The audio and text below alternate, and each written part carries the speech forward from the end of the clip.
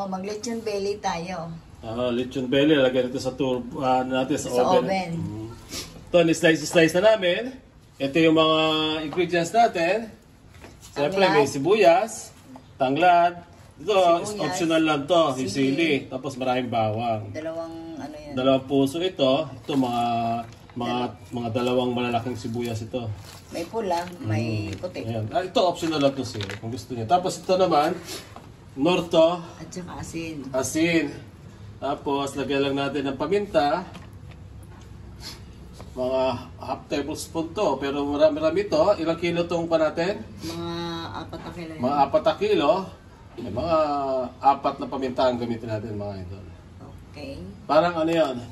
Parang isang kutsara lang din naman siya. Tapos, meron tayong garlic powder. Garlic. Garlic. Ito optional din to kasi may garlic na naman. Pero kung gusto niyo lang mas malasang garlic, lagay nyo.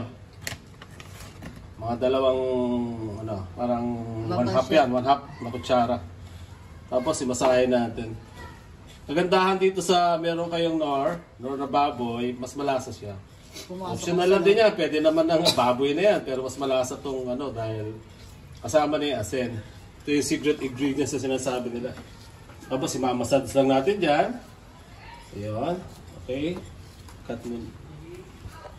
Okay na. Nalamas na natin mabuti. Pwede na natin lagay dyan yan, mga idol. Mas marami to eh. Isa lang nor ko nakuha eh. Okay na yan. Malasa na yan. Parang asin natin. May alasa na. May bawang na rin. Tapos, Mamassage nyo. Parang asin yan ha. Pasok mo sa loob yan kasi ginlagyan mo ng slice talaga yan. Slice na yung baboy para pumasok na yung lasa. Pasok nyo sa mga niya. Sa mga cut-cut niya. Para mas manuot yung alat doon sa loob. At saka yung lasa ng paminta. At saka ng bawang natin. Para papahiran na lang ng mantika sa labas. Medyo na-process to kasi kahapon pa namin nabili to. Pero ano na siya. Okay. Talagyan na natin siya ng ng ganitong asin. Yung mga kuha natin. Gusto natin pampalasa. Dito natin ito yung paminta. Dito na rin yung Saka nyo pa ibabaw dito yung ating dagdag bawang tayo mga idol. Bawang marami.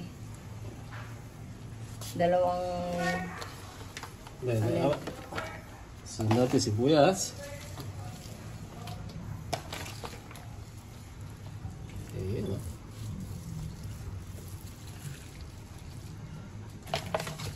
Kasi pag nito, may tatapon pa dyan, pasok na lang uli natin. Tapos lagay ulit natin yung bawang. Sobra. Sa inyo kung gusto maraming bawang. Siyempre, lagay natin tong ating, ang balot natin pag gano'n eh. Dahon sibuyas. Dahon sibuyas. Marami sibuyas. Maano kasi to? Mabango. Mabango siya. Tapos lagay natin yung sili.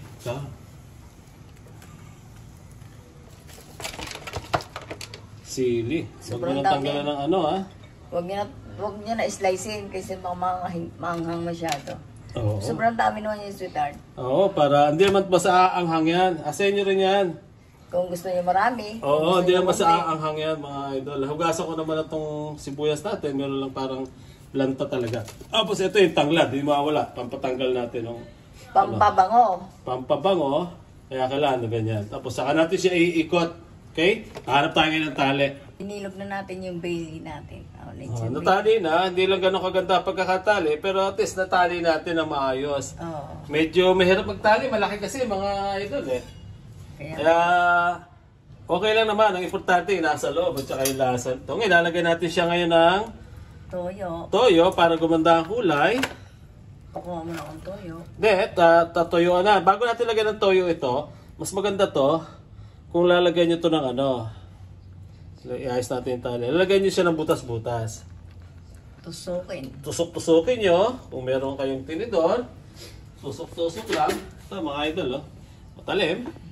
Tusok-tusok na ganyan. Para mamaya, para mas malutong siya. Tusok-tusukin nyo ganyan, tapos paliguan nyo ng toyo. Eh, medyo matigas yung ano hindi ganong tumatalab. Hahanap ako ng panusok na mas maganda. Para mas tusok-usukin yung ganyan. Ayan. Tapos masahihin nyo siya ng toyo. No? Ito may toyo tayo dito. Coconut. Ilagay natin ng toyo. Malaki kasi ito ang ating toyo, ano? Lakas ang toyo kasi natin ngayon. Alam mo, may pagka-boss toyo rin tayo. Marami tayong toyo eh. Kung si Boss Toyo, may toyo. Sa akin, isang galon ng toyo ko. Masobran sa toyo yan, pare ko. Coconut pa yan, ha? Hindi lang dato puti toyo yan. Coconut yan, para masarap. Para gumanda lang yung kulay.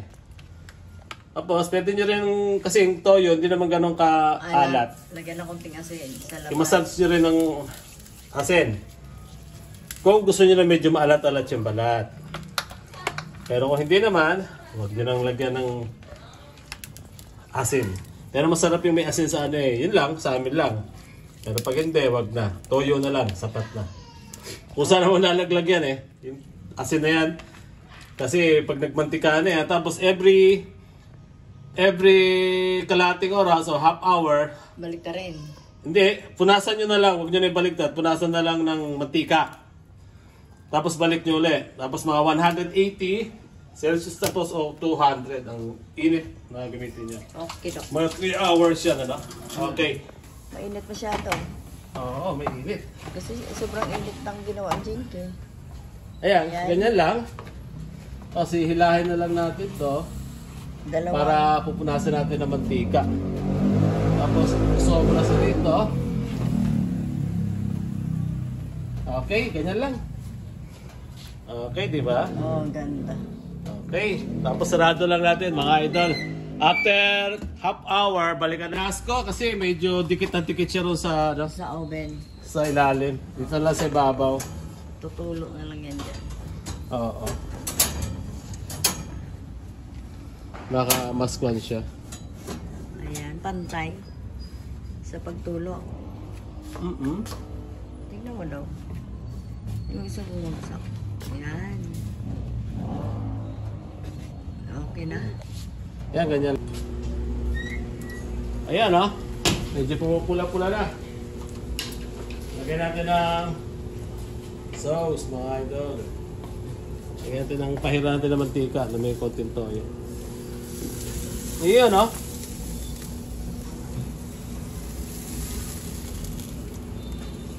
Ayan, ganyan lang. Para purpose ito, para lumutong lang. Ayan, para lumutong lang. Natanggal yung ibang kahoy. Okay. Takpan ulit natin after kalating oras, saka lagyan ulit natin. Okay? Ito, sasabay natin, ano? Sasabay natin. Try natin itong, liempo. Nakamarinate ito ng 3 araw, eh. 4 na araw natin minarinate ito. Sabay natin sa liempo natin, lechon liempo. Ito, liempo naman to, na barbecue type. Ayun na, mapula na yung ating belly. Ayan, mapula-pula na yung belly natin. Pwede natin ito sabay dito to, mga idol. Mainit-init. Siyempre, mas maunang maluluto yan. Siyempre, maliit lang. Maliit lang. Ayan, nakisabay lang tayo. Tikman natin kung ano lasa nito. Pag naluto siya. Ayan. Ayan. Wala kasi tayong magaling oras na, diba? ano natin eh. Sige. Okay. Takpan ulit natin.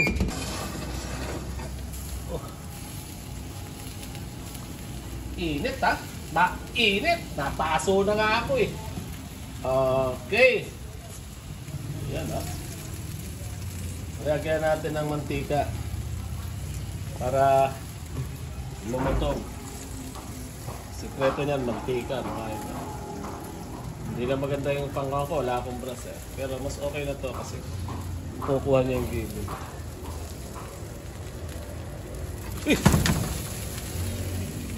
Yun o, tumumba o. Tumumba o. Okay, balik natin. Style lang. Kasi automatic yan eh, di ba?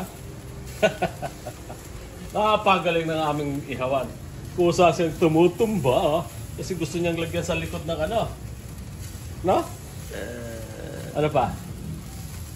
Okay na. Panuloy natin mga idol. Kasi tulak pa natin. Push! Hindi pala pwede sobrang hila to. Tutumba. Iyon ah. Meron tayong liempo sa ilalim oh. Tingnan mo.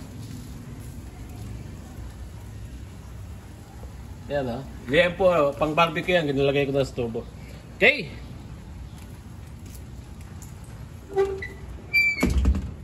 One eight. Go. Kunin natin tong ano. Kung nasunog na oh. Sobrahan. Hindi na ano.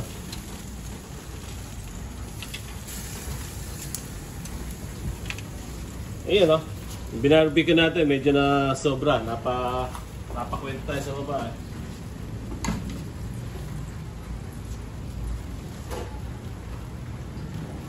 Ito, mantika na lang to mga idol. Oh. Para lumutong pa. Palutong na to.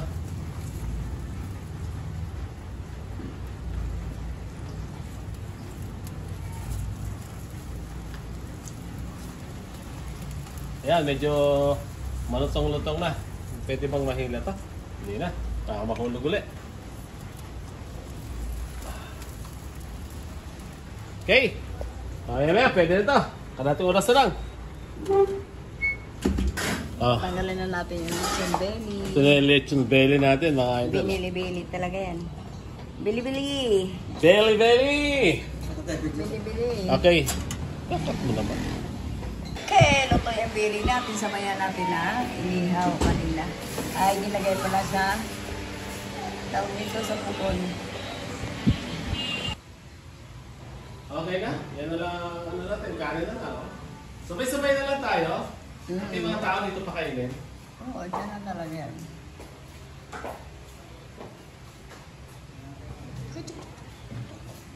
Napaso ako, puta. Hi, it's me, si Mapa Cooking. Like and subscribe. Thank you for watching. Thank you sa nanonood. Thank you sa nag-subscribe.